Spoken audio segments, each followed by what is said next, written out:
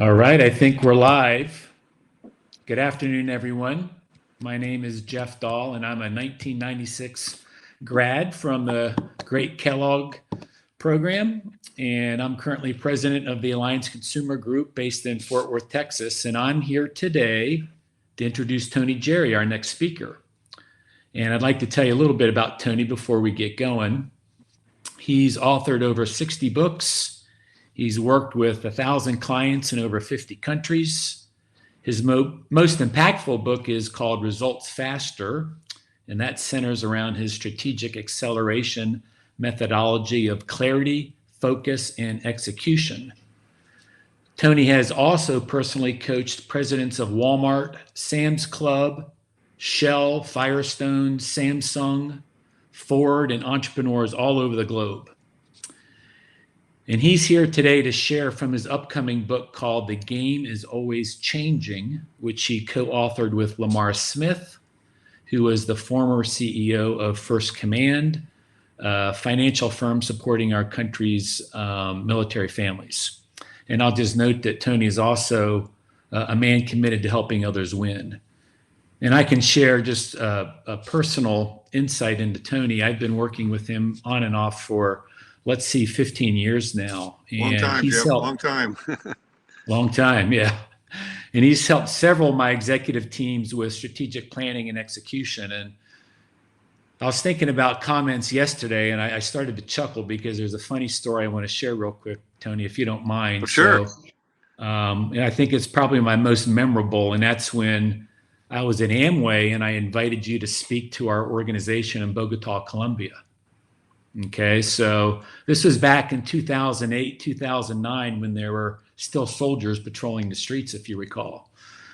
And it all started by my security team picking them up, which is a bit unsettling for anyone the very first time, right? But then they ushered them into a stadium with 9,000 Colombians blowing whistles at full blast. The look on your face was priceless. The surround sound and the look on your face was priceless. But you did a great job. So you always adapt and you land on your feet. So with that, I'm going to let you land on your feet and jump into the session. Super. Thanks, Jeff. Yep. Jeff and I have been connected for many years. Thanks for that intro, Jeff. This particular book is a fun book. As Jeff said, I've published many books. I'm fascinated that books go where you can't go. And I've been fascinated with my co-author, Lamar Smith, a really powerful man. As I started coaching him years ago as a CEO, I ended up understanding what a great man he was. And he ended up becoming a mentor to me for my girls. I don't know if you knew that or not, Jeff. Anyway, I reached out to him about a year ago and I said, he and I had done a couple of books together and we started talking and he said, I think I'd like to do a book with you again. And so we came up with the title, The Game is Always Changing, which obviously is appropriate today. It's maybe changing more than ever, especially in the world we're moving out of and moving into as we move into 2021. So what I did in order to maximize our time together, Jeff, what I did is I went through the agenda and I handpicked about 7 or 8 of the best concepts. There's a total of 23 major concepts in the book, and I want to bring those to life for our viewers today. Before I do that, though, I have a setup that I think will be intriguing. Most people, Jeff, as you know, are not very strategic about note-taking, and they're not very strategic about remembering. And so I'd like to give a little bit of my philosophy about that as a setup. So our purpose today is to kind of reset your thinking. I want to share specific tools, again, about 7 of them, and being able to really take anything that's part of the Kellogg team and synergize everybody. We're in this setup right now. And in this setup, I'm going to talk about strategic remembering. I'm going to talk about the impact that you can have when you hear somebody or read a book or watch a video. And I'm going to talk about the beliefs you have, including the beliefs you have about learning. Then I'll dive into the core concepts that are divided into 4 areas. And then I think, Jeff, don't we go into a Q&A at the end? Yes.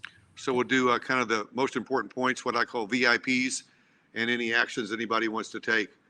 So the payoff, hopefully I can energize or re-energize thinking, push you to be more innovative, and contribute to maybe your individual culture as a leader. So here's the setup. I remember thinking about 1.5 years, 2 years ago that I've spoke all over the world and I've written a ton of books and I thought, something I really haven't done is I've not really studied how to remember. And I think a lot of people have not. And so when they they invest their time in events like this, and they hear speakers and they hear people that are sharing their concepts, wisdoms, failures, and strengths.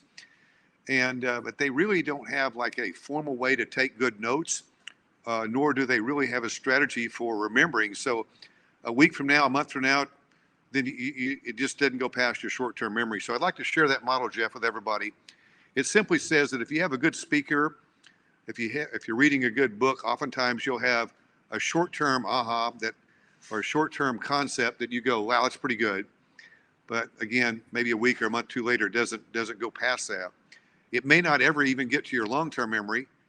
And we looked at how can you not only take it to your long-term memory, but how can you put it into your habits? And eventually, if the concepts are strong enough, you probably want to take them into your culture. So Jeff, I think you would vouch for me that we've done that with your current company that you're running, right? Several times. Yep. Yep. And so being able to bring those concepts to where they really go to work for you. So I just encourage everybody, if you happen to have your phone available and there's a slide or a set of slides that stand out to you, please take a picture. And chances are, by looking back through those maybe highlighted pictures, that would improve the things that you might want to remember that I have to share. The next point I'd like to go over is an impact model that I put together. And over the years, I've really studied how do you write a book, how do you give a message, how do you give a presentation, how do you sell, how do you really get the best impact. And what I found is a lot of people, when they're speaking, they give you perspectives or insights. And that's kind of the level playing field that I say. Perspectives are, of course, valuable, but they may not be as valuable as angles. And angles to me are when you get a perspective that really applies to you and you go, that applies to me. I get it, Tony. Thanks for sharing that. And the next level, the level that I'm hoping to deliver today, at least, is the aha level, where I share one or two concepts of the 7 I'm going to be delivering, and you go, that's an aha. I want to remember that one and use that one. And occasionally, if I'm lucky, I picked one that I could perhaps even make an epiphany for you, where you go, wow, I never even thought about that. So again, we'll talk at the end with a Q&A, Jeff, and see if we have any ahas and epiphanies. That sound okay? The number one model that I've ever came across in my entire life, and it's not my model, it's been around for many, many years, is called the belief window. And this is one more kind of setup piece that I'd like to give everybody. Most people have not heard of it. I've been making it popular for 13 or 14 years. I started publishing it that long ago. So imagine that any one of us that are watching this today are on the left, and on the right is the world. And between you and the world is a window. And on the window, those red dots represent principles. And our principles are truisms, if you will, primarily come from where, Jeff? They come from Jeff, help me out. Where do they come from? Our own perceptions. Where they come from, our perception, they come from our parents, right? Our parents start giving us the perceptions and our beliefs, and then our school teachers start helping us, and then we read a book, and that starts putting principles on our window. Then we have experiences. Then most of us go to college, and then we take different types of learning experiences. And what we have on our window are experiences or truisms, principles that we think are correct, and that's the way we do life. And if you look at the next slide here, this X here shows that sometimes we discover our principles are not correct. Years ago, I was having breakfast with one of my clients, and I was slamming down orange juices. And he looked at me and said, man, drinking a lot of orange juice. And I said, yeah, my mom told me orange juice was good for me. And I went on to think about this guy. I hadn't seen him in a while, how good he looked. And he said, Tony, he said that orange juice is not good for you. And he said, I learned something. Once you're about 50, your health is a lot about what you eat. And so I said, well, yeah, that's good. And he says that orange juice is bad. He says it has such high GI. And I said, what's GI? And he said, glycemic index. And I said, I don't know what that is. And he says, that's the measurement that basically spikes the insulin, which is one of your hormones that tells your body to store fat. And I was like, wow, my mom's obese and I'm drinking lots of orange juice. She told me it was good, but maybe it's not so good. And so I really had an epiphany that day. It was something that I had in my window that was a blind spot. And so I went away from that meeting, Jeff, and I said, I got to study health and I got to study how food works. And, I think all of us need to go through life and see if we have principles in our window that really don't work.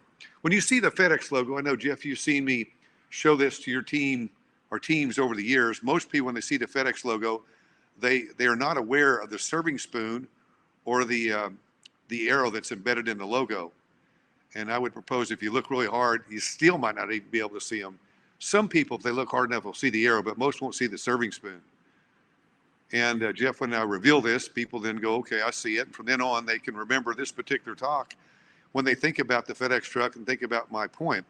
My understanding is in 1991, a guy named Leader gave this logo to Fred Smith, and it had in it, if you look, an embedded message that said serving fast. And as we go through life, oftentimes we have blind spots. So something that's on our belief window, we don't even know. And today, again, I want to share those concepts with you that we picked out of this book.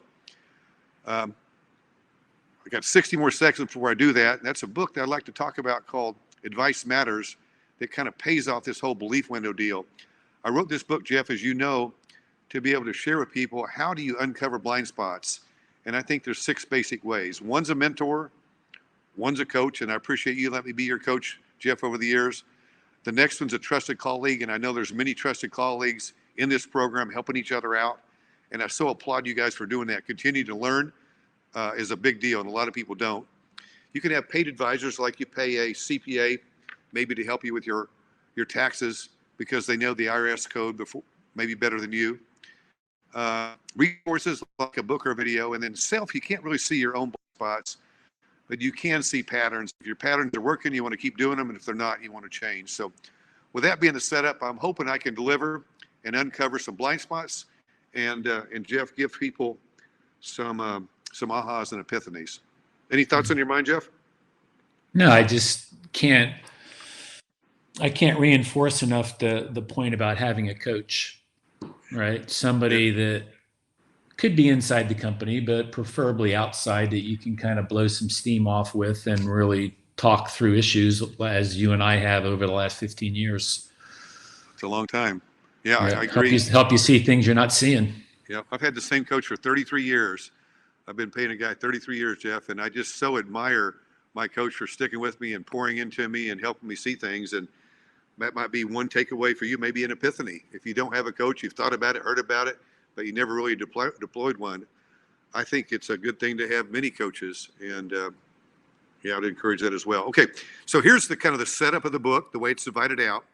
It starts out with the tools, and then it's divided into 4 parts: the team, self, time, and thinking. And what I did, again, you can see the highlighted pieces. I've highlighted 7 or 8 items under team kind of tied together into one. So there's really 7 core concepts that we're going to be bringing to life. Let's start with the first one. Tools is a concept of a force multiplier. And what I encourage leaders to do, I encourage people to do even for themselves, is to constantly be thinking about what are the main things that my organization should be doing to be able to have exponential results. And that's something that I love helping people do, is get results that they want. If you think about night goggles as a great visual tool, a memory peg, even might want to take a picture of this. You know, the military has oftentimes issued night goggles to be able to help them be safer, operate better, and it becomes a force multiplier. And I encourage all of us to think about what are the things that I should really be doing to multiply the effectiveness for myself and my team. What's some of the things you think we might have done, Jeff, just in the last year with your current team as far as a force multiplier? Do you think kind of those weekly energizing meetings was a force multiplier?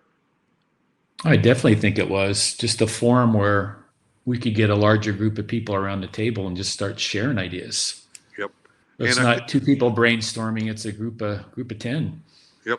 And I encourage everybody that's listening to be thinking about what is like the main thing. In a few minutes, I'm going to talk about the number one concept of any of the books I've written, any of the courses I develop. It's a concept called high leverage activities, the number one thing. And the high leverage activities is really what's the best use of a person's time right now. A force multiplier is oftentimes what's the best use of tools or effort that you can do to be able to get the results you want. So the takeaway here, Jeff, I'd like to share with your colleagues is to make sure that you really, no matter what size organization you're running, what are the things that you could do or the tools you can put in place that would really help you have exponential results. What are the big ones? You know, one of the things I own some dental practices in Australia, and we were going through and looking at a force multiplier for the dental practices that we have over there. And one of the things that we figured out is that we had never trained our receptionists to answer the phone effectively for our dental practices. We had invested tons of money in marketing, but we had not, as a force multiplier said, there's 13 primary reasons someone calls into a dental office. And one out of 5 times we found out, without the right type of training, we would miss that opportunity for a new patient. So a force multiplier, again, is things that you really double down on as an organization. So that's item number 1. The next one.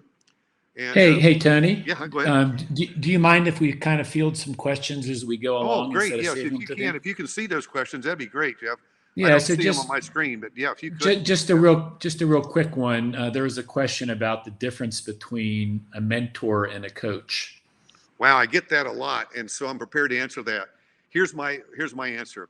A mentor is usually an older person, and I suggest you get advice from people that have done what you've done. Done what you want to do or are doing it. And a mentor usually is someone that's older that's done it, and they're willing, because of their age and effort, to pour into someone for no money. So out of their desire to impact and help people, they mentor people. The difference between a coach and a mentor is really a coach is a paid mentor, and an ideal coach comes to the table ready to really help you supercharge like a mentor does, but they bring 2 other things. An ideal coach brings a toolbox, and they bring connections. And so if you have the right coach, you have a coach that really is being paid, and they're bringing with them years of preparation to be able to speed up your thinking and help you execute more effectively, because they have a giant toolbox of resources, and they have a lot of contacts that can help you open doors or learn more. How's that one, Jeff? Perfect. Good. And please, I do appreciate interaction. Obviously, being able to talk to a screen today is different. I'm writing 2 books on the subject right now. One book I'm writing is called Mastering Virtual Selling, and that's something that's part of all of our world today. And being able to have an interaction going differently than when you're in person is so important. So please, if you do have questions, if you would send them in, and Jeff will be glad to field them based on the model that we have now. I can't see them directly myself. So item number 2 of the 7 that I'm going to give you is called an elegant solution. One of the most fantastic concepts that's ever been given to me. Lamar gave it to me. I'm not sure where he got it, but what it is, it simply says that you are so clear on the objectives you want to accomplish that you can do one thing and accomplish multiple objectives. And one of the things I've done over time, Jeff, is you've helped me do, is take vacations. That one that you and I talk about with taking vacations with our dad. When I take vacations and have over the years, I'm very thoughtful that not only do I want to have my family have a great time, I want them to learn, meet people, pour into people. I ask to have good memories. I want to mentor them when I'm with them. I want to bring other families when I can so that we can have social connection. And I'm looking sometimes to hire guides when I'm on a trip so they can learn a lot about the particular country we're in. And I think a lot of people are not that intentional about vacationing. And it may not be for you. I just use the point for me because I am very intentional with my time, and I would encourage others, both personally and professionally, to think about it. The example that's on the screen is when you're holding a meeting, sometimes you might want to invite someone you're mentoring to listen in on a meeting, and they could be learning at the same time you're doing something. Another way to have an elegant solution would be to record what you're doing in a meeting, and that becomes part of your intranet. So you actually are building a resource at the same time you're training or talking to somebody. So again, being very intentional about your time is such a big deal, and I just love being able to help people with that thinking. Any comments, Jeff? Yep. Keep rolling. Great.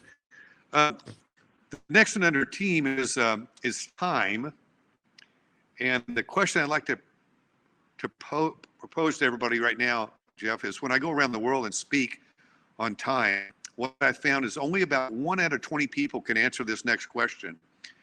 And this is something when I reveal this entire PowerPoint, this next one, this is something you're going to want to take a picture of and share with people. Most people cannot tell you how many hours are in a week without figuring it out. They have to calculate it. They don't really know. And the answer is 168.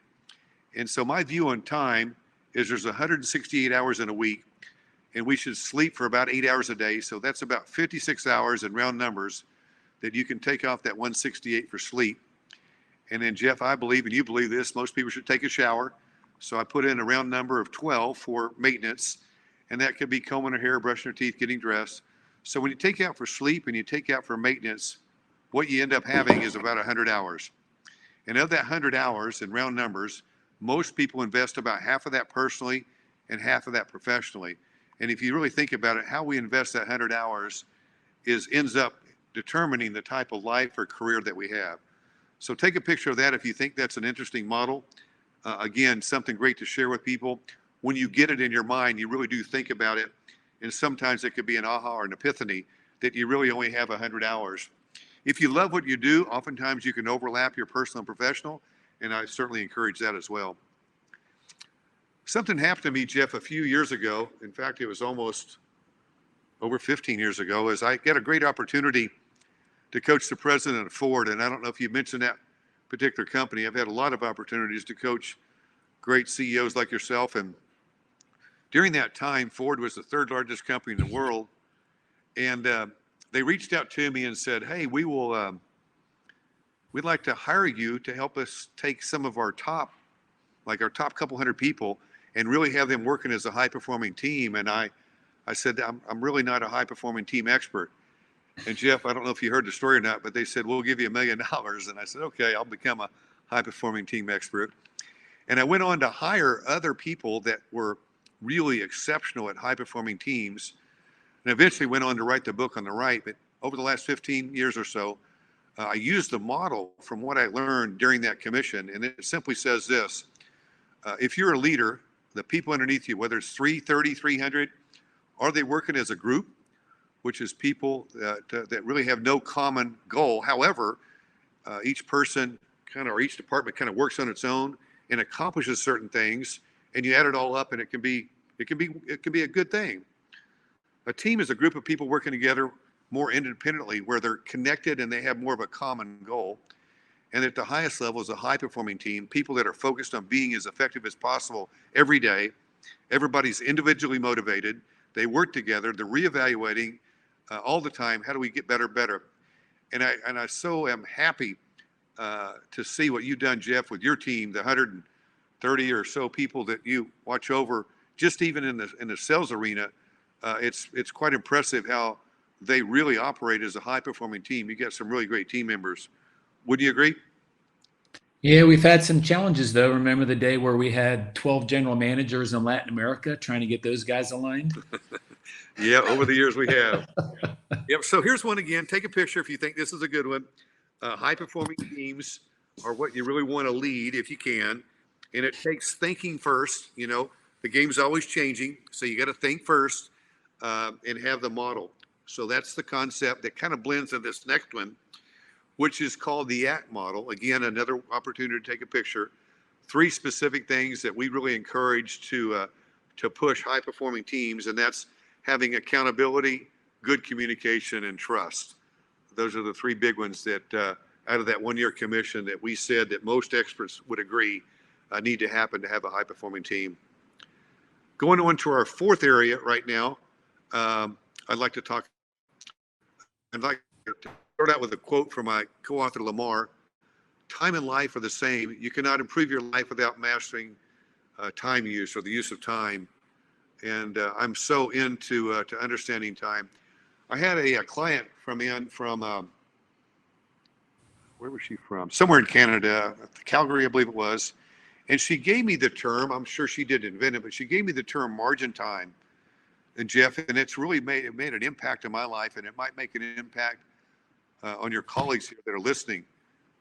Margin time is when you really drive your calendar, and then you let your you kind of like you own it, like you arrange for margin time or gaps in your calendar, so it's just not driving all over you.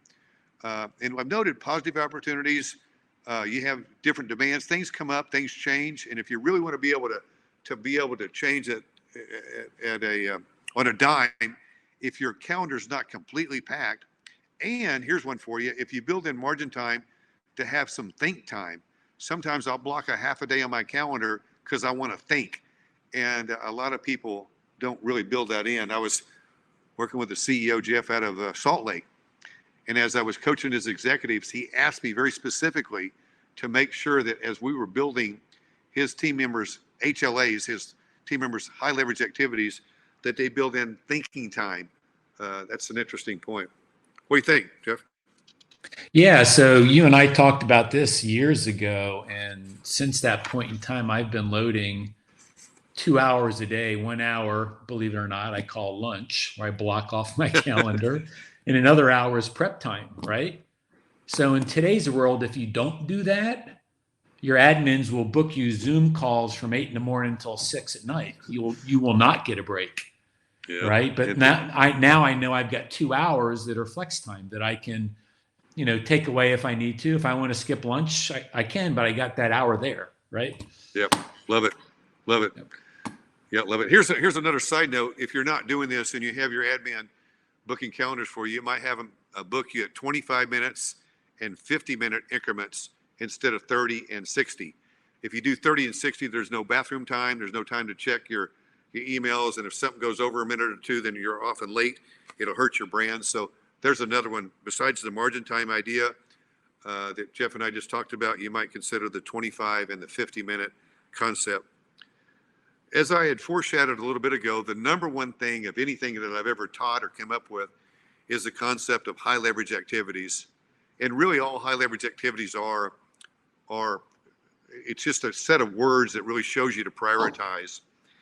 And Jeff, what I encourage people to do is to have a list of what are the 5 or 6 or 7 things that are the main leverageables for you. And if you run in a team of some type, that everybody in your team has written down what their high leverage activities are. Sometimes people will come up to me, like, for example, if Mike came up and said, "Hey, Mike, Tony, can you have lunch with me?" And I'm thinking, is having lunch with Mike a high leverage activity? And I'm like, probably not. So I say, "Mike, what are you thinking?" He says, "Well, Mike, you know Jeff." And I go, "Yeah, we've been colleagues and friends for a long time."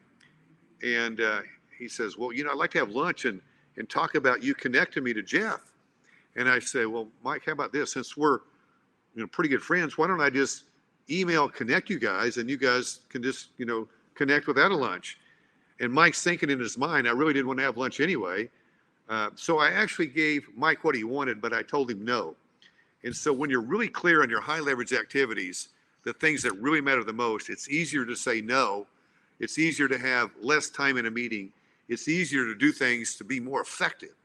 In fact, when I ask people of their 168 hours, how many of those 168 hours do they invest in low leverage activities? Jeff, the average number around the world is 20.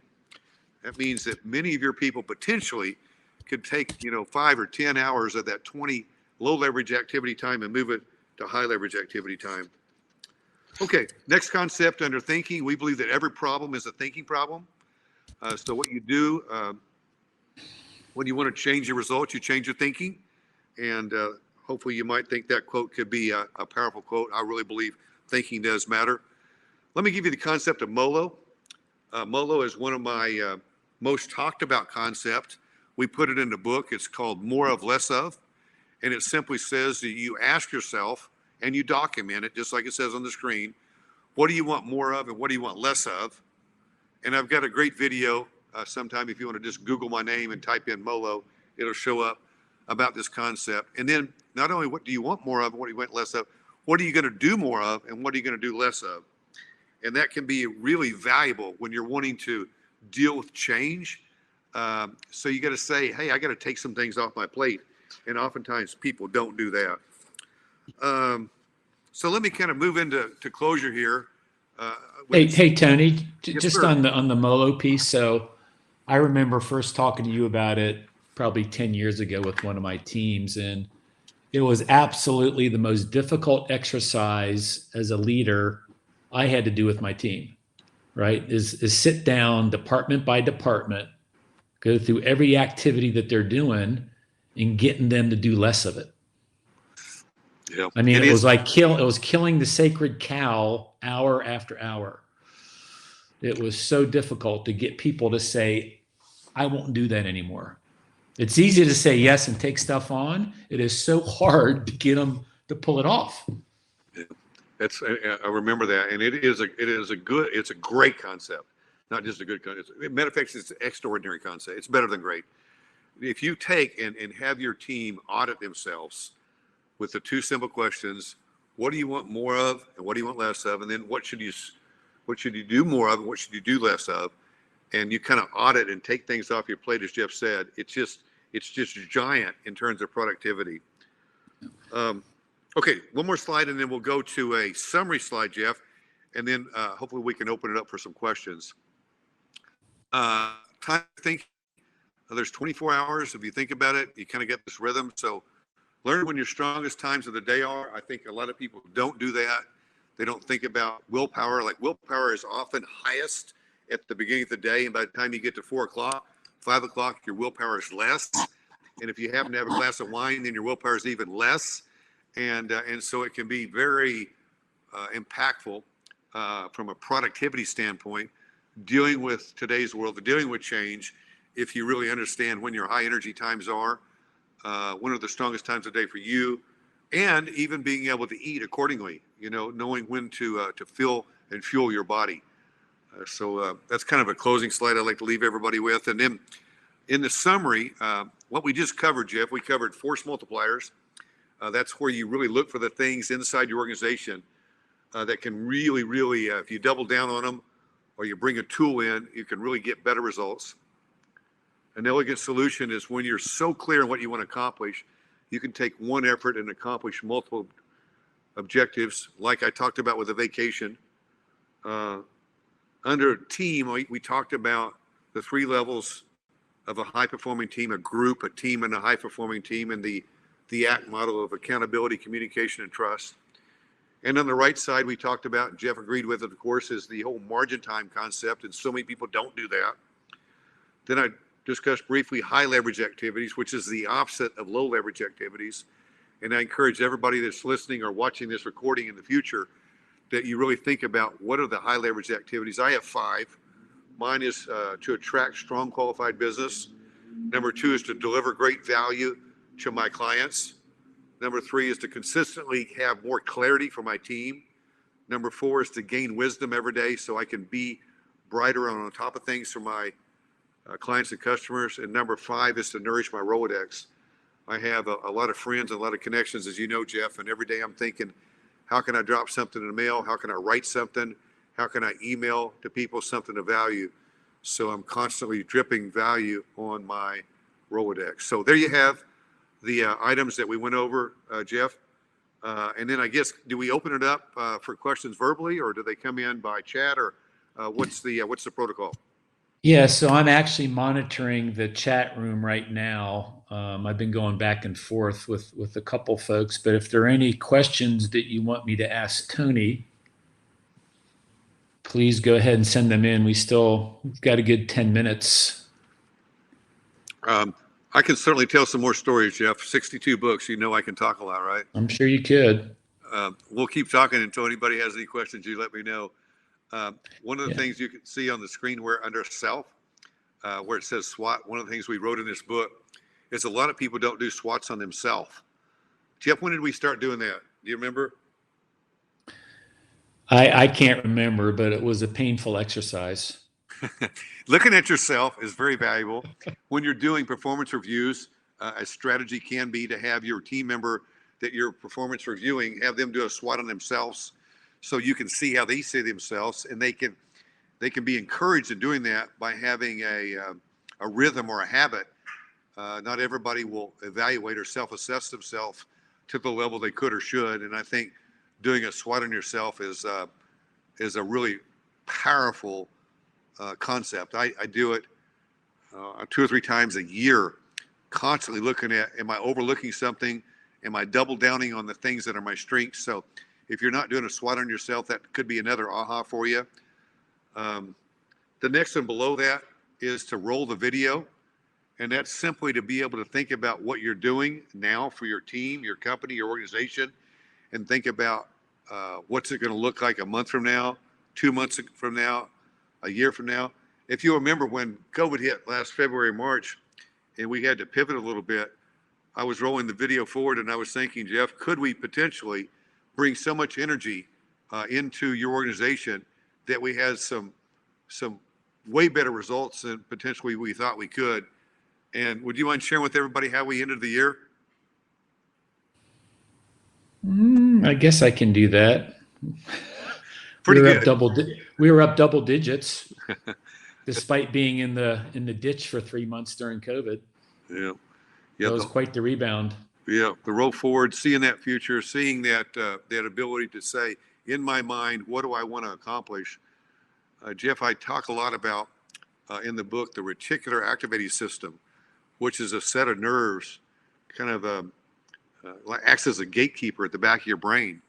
And when you roll forward the video, you want to be thinking about what you want in the future, and you enact, if you will, you open up your gate to your brain. So I tell people oftentimes that if you think about when you buy a new vehicle, oftentimes you see that new vehicle all over the place 2 weeks later. Would you agree, Jeff? Yeah, I just bought my first Ford 150. And do you see that vehicle? You notice it more now than you did a month ago? They're everywhere. They are. In fact, at one time, they had 41% of the market. I launched the I cashed in on the German automobile and got the Ford 150. What's that? Got rid of the German automobiles and got the Ford 150. Wow.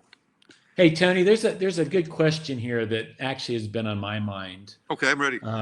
It's really about, how do you balance life in today's work world, right? So, I mean, just personal experience, I've added 3 more hours to my day since I've been stuck on Zoom, right? The hour commute in the morning, the hour for lunch that I don't leave with the team for, and the hour coming back. So I've literally added 3 more hours a day, and it is a grind. I mean, what are you hearing from other companies that you've been working with during this COVID period on how to balance that?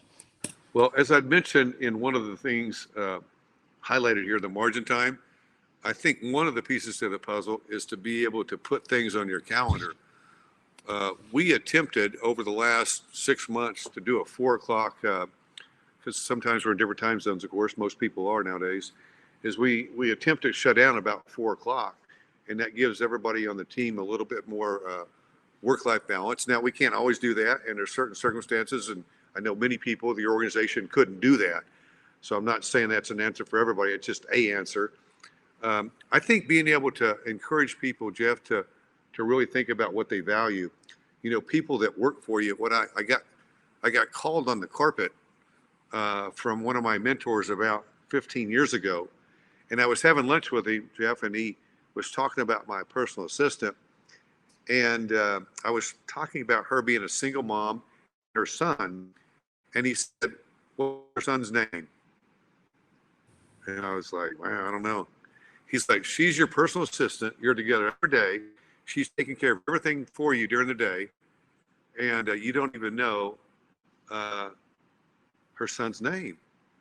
And I thought, wow, I really need to figure out a system to be able to take the people that are close to me, to figure out, that work for me, to figure out what they care about, so that I can help them with the work-life balance, so I can help them achieve their goals, so I can help them. So we created a board in in one of our rooms, and I encourage my team. Of course, it depends on the size of your team. It works for us to have your team put some of their visual goals up that's important to them, so that you can support them. I believe in having discussions with your team to understand what work-life balance means to them. Having that understanding, actually putting that in your own brain, into your reticulator, can help you figure things out. So there's a few answers, Jeff. Yeah, actually, you had sent an Outlook contact with me, years back, and I was surprised at the level of detail in there below. In a contact, you can add things like birthdays, names, name of the pet. I mean, just collect that information, right, on your folks. Yep. What do people? You don't have to memorize it all, but have it. They learn, travel, grow, meet people, being just encouraged. What's important to them? A lot of people don't do that. They really don't. Yeah. Here's another interesting topic, Tony. We still got 5 minutes or so. We're probably all A performers on this call right now. I mean, judging by the fact we've invested in ourselves, right? No doubt. No doubt. So, what's the secret to getting your team up to A, right? Because you and I have both seen industry experts fail in their industry because they've built poor performing teams, yet we've seen people that have walked into an industry with no industry experience at all that have thrived because they've built high performing teams. Yeah, a couple things come to my mind. One is to hire right. I'm working on a book for a client called Hiring Heroes. Pretty excited about that book. Mm-hmm. And one of the ways to hire right, Jeff, is to be able to have a set of written performance standards as a leader when someone comes to work for me or somebody that comes to work for one of the people that I'm coaching. I encourage them to have a set of standards so that when someone accepts a job during the interview, you say, these are our standards. For example, our standards can include organization. We absolutely believe in organization. Everything's organized all the time. We believe in making lists. We believe in doing favors in advance. We believe in doing things now proactively. We believe in working as a team. And we have 10 specific things. And so I encourage anybody that is hearing us right now, if you don't have written down standards of what's important to you, how you think, like, what do you think an A player does? If you write that down and you tell people right up front, don't come to work for me if you don't believe in these things. And I've worked with many executives over the years, explaining to them that what they really want is more of their team members to think like them. Now, that's not in every case, but people do like that. A team happens when that happens. However, they've never taken the time to really say, what's my priorities? And as I see an A player, this is what I see an A player does, and being able to share that with someone before they even jump on board with you. What do you think of that? Yep. A players are powerful. Can't argue with that. Yep. An A playing team is powerful. I certainly believe in personality styles and understanding, what's going to be the best style for a particular position. And I think a lot of people don't deploy that. If you want A players, you could have an A player, but not have them in the right position just based on their personality. It's where it's not a natural gift to do something. You put someone that's not, that's like really heavy detailed as a greeter, receptionist, and it's probably not going to be a nice fit. So being able to link the dots, sometimes to have an A player, it's putting a person that has the right personality for the position. And a lot of people miss that, Jeff. It's a blind spot, as I said at the beginning.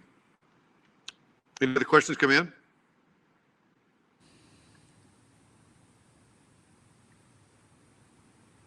Jeff, you still there?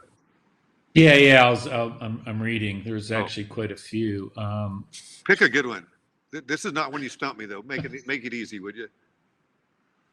Yeah. So, you spend a lot of your time talking to senior level executives, right? Although I've seen you work really well down at the manager and director level too, particularly within my team. So if you were to mentor, say, somebody in middle management, right, on how to advance their career, all right, what kind of advice would you give them?